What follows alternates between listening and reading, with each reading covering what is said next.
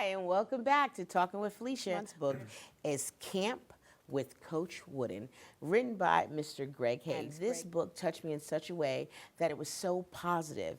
Your feelings about Coach Wooden and what he's done for you and many other players and what he's done for his little campers was absolutely amazing. He has all of these little poems that he remembers.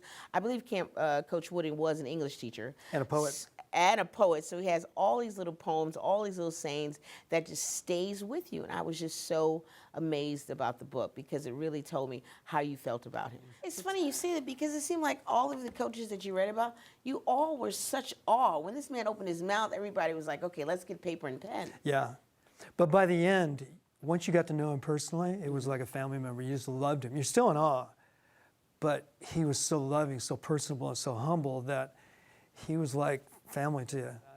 He just had an amazing ability to maximize talent, which is what he was all about. Here, this, I know it looks old and tattered, but this is what they call the pyramid of success that Coach Wooden came up with. And the one thing I liked about it, he was a Christian man and he also believed in faith. So why don't you tell us about this pyramid, because this pyramid seems to be a cornerstone about everything he did. Well, the great thing with Coach, and this is why he was more than a basketball coach. He had a definition of success that applies to everything and everybody. Yes. And it was success, it's not about winning. He never mentioned winning, and he won more than anybody. I know, in the whole book, I read this whole book and it said nothing about him ever talking about his accolades. Everybody else talked about, but he never once talked about it. No, it's true. Even at camp, we couldn't get him to do it. But we knew. Now, in this last camp, the stories that you told, did you tell all these stories from recollection? Because there were some amazing stories here. So you had to talk to a lot of different people just to make this book something that everyone would remember him by. Well, I ate breakfast and lunch with him every day at camp. And I would sit right next to him, and I would take notes. Yeah. And then I had videotapes. Did you know he was going to write a book about him? No. Me write a book? No. And I hoped somebody else would write it, but I couldn't get anyone to write it. So finally I thought, okay, I have all this stuff. Maybe I can do this. And the great thing was exactly what you said. I had firsthand knowledge of him. I had videotapes of him, audio tapes of him.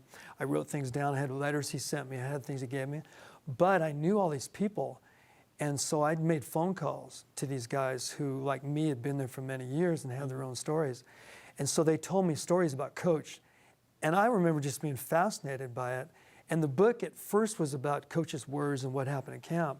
And then it became this book of stories. And most of the people who read the book say that's what they like most, especially people who know. Because it's all the stories of all the things, good things, all the shenanigans that happened at camp. Yeah, and when you hear people say, well, I don't know who Coach Wooden is, it's like, how can you not know who Coach Wooden is? Come on. And so young kids, I mean, his wisdom and pyramid of success, his father's 7 creeds, all the stuff he talked about, it's timeless. It's applicable today, if not more so than it was then. And so you want kids to know, you want them to have what we had, and to realize the more you hear it, the more you understand it, and the more you live your life, the more it applies. And you go, wow, Coach, you were brilliant. You were so humble, but so brilliant. And it's so applicable to life, and it's just eternal wisdom.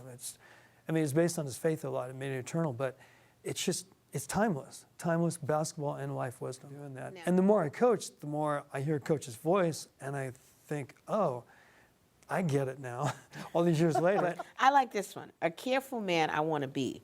A little fellow follows me. I do not dare to go astray, for fear he'll go the same way. Worm or beetle, drought or tempest, on a farmer's land may fall. Each is loaded full of ruin, but a mortgage beats them all. I mean, just the little things that he'd say. I mean, before that, he was talking about a man and a little boy was following him.